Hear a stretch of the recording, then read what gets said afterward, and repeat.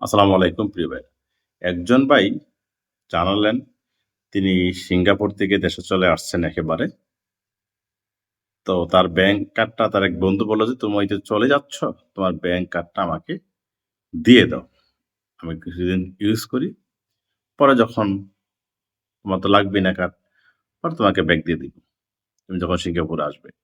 তো সে চিন্তা করছে আমি দেশে চলে যাচ্ছি, কোম্পানি থেকে রিজাইন দিয়ে কবে না কবে আবার সিঙ্গাপুর আসি। তার কোনো ঠিক ঠিকানা নাই। তার চেয়ে ভালো তাকে ব্যাংক কার্ডটা দিয়ে দেই। তো সে কি করছে? বন্ধুকে ব্যাংক কার্ডটা দিয়ে দেশে চলে আসছে। আসার পরে দেশে তো অনেকেই আসে একেবারে থাকার জন্য, কিছু করার জন্য। করতে পারে না। বাধ্য হয়ে আবার প্রবাসে যায়। তার বেলায় তাই হইছে। ৬ মাস থাকার পরে বুঝতে পারলেন যে না, দেশে তাদের কিছু হবে না। তাকে আবার বিদেশ যেতেই হবে। সে ৬ মাস পর আবার বিদেশ সিঙ্গাপুর যায়।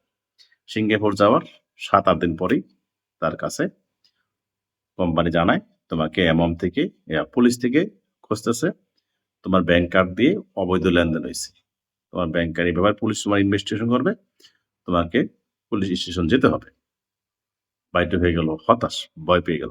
সাথে, সাথে যে বন্ধুকে ব্যাংক কার্ডটা দিয়েছে, বন্ধুকে কল দিল। বন্ধুকে কল দিয়ে বলল যে, "বন্ধু তোমার কাছে ব্যাংক কার্ডটা দিয়েছিলাম, ব্যাংক কার্ডটা ব্যাক দিয়ে দাও। আমি সিঙ্গাপুর চলে আসছি তো। তোমাকে তো বলছিলাম যে সিঙ্গাপুর আসবো, আসা পড়ছি। এখন আমার ব্যাংক কার্ডটা দিয়ে দাও।" বন্ধু বলল, "ঠিক আছে তোমাকে অমুক তারিখে দিয়ে দিব, অমুক দিন, রবিবারে দিয়ে দিব।" এরপর তিনি ওই বন্ধুকে কল দিয়ে আর পান না। ওই দিন চলে যায়, পান না। বাধ্য তিনি পুলিশ স্টেশনে যান। পুলিশ তাকে নানান প্রশ্ন করে। তখন যা সত্য তিনি তাই বললেন। এবং পুলিশ থেকে বলায় সে ইনভেস্টিগেশন শেষ না হওয়া পর্যন্ত সিঙ্গাপুর থেকে চলে আসতে পারবে না। এমনকি নতুন করে ব্যাংক অ্যাকাউন্টও খুলতে পারবে না। পড়ছে নিয়ে বিপদে। তার কোম্পানি ব্যাংক অ্যাকাউন্ট ছাড়া বেতনও দেয় না। সে বেতন নেবে কিভাবে? কারণ সে নতুন অ্যাকাউন্ট খুলতে পারবে না। এই নিয়ে পড়ছে সে বিপদে। এখন তার সমাধান চায়। আসলে সমাধান কিছুই না। পুলিশ ইনভেস্টিগেশন করবে, দেখবে যে আসলে আপনি কোনো অপরাধ করেন নাই। তাহলে আপনাকে ছেড়ে দিবে। আপনার বসকে বুঝিয়ে বলে আপনি এই কয়দিনের বেতন ক্যাশ নিতে পারেন। যে বস আমার এই সমস্যা, তুমি আমাকে এই কয়দিন আমার বেতনটা আমাকে ক্যাশ দিও। বসকে বুঝায় বললে বস হয়তো বুঝবে। এছাড়া কোনো সমাধান নাই। সিঙ্গাপুর পুলিশ ইনভেস্টিগেশন করবে তার গতি অনুসারে যে কতদিনে শেষ হবে তাও জানা নাই।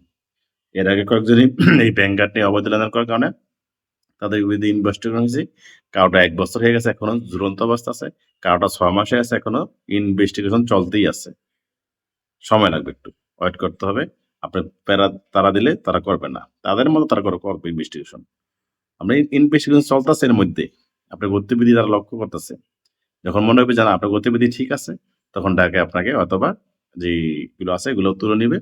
আপনি অ্যাকাউন্ট খুলতে পারবেন। এছাড়া কিছু করা যাবে না। তাই বলব যে আপনার ব্যাংক অ্যাকাউন্ট অন্য কাউকে দিয়ে দেশে চলে আসবেন না। ব্যাংক কার্ডটা, এটিএম কার্ডটা কাউকে দিয়ে চলে আসবেন না। কত মানুষ কত ধরনের অপরাধ করে। এই অপরাধীরা অর্থ কাদের অ্যাকাউন্টে নেয়? যারা সিঙ্গাপুর থাকে না তাদের অ্যাকাউন্টে নিয়ে থাকে। আমার কার্ডটা একজনকে দিয়েছিলাম আমি। আমি বুঝে মানুষে ভুল করে ফেলছিলাম। পরে দেশে আসার পরে ১ মাস পরে ভুলে আরে এটা তো কার্ড দিয়ে ভুল করছি। সে আমার কার্ড দিয়ে লেনদেন করে। আমার মোবাইলে তো মেসেজ আসে পরে ইমেইল আসে পরে। পরে সাথে, সাথে আমি আমার ভাইকে দিয়ে ব্যাংক কার্ডটা তার কাছ থেকে আমি নিয়ে নিছি। আল্লাহ রক্ষা করছে আমাকে। তারপরেও মানুষ জানি আমার মতো আপনারাও ভুল করে ফেলেন। আমি ভুল করে ফেলছিলাম। তো ব্যাংক কার্ড কাউকে দিয়ে থাকলে নিয়ে নিয়েন। যদি কাছের মানুষ হোক তাদের কাছে ব্যাংক কার্ড দিয়ে রাখেন না। পরবর্তীতে কখনো সিঙ্গাপুর গেলে সমস্যায় পড়ে যাবেন। সকল ভালো থাকুন। আসসালামু আলাইকুম।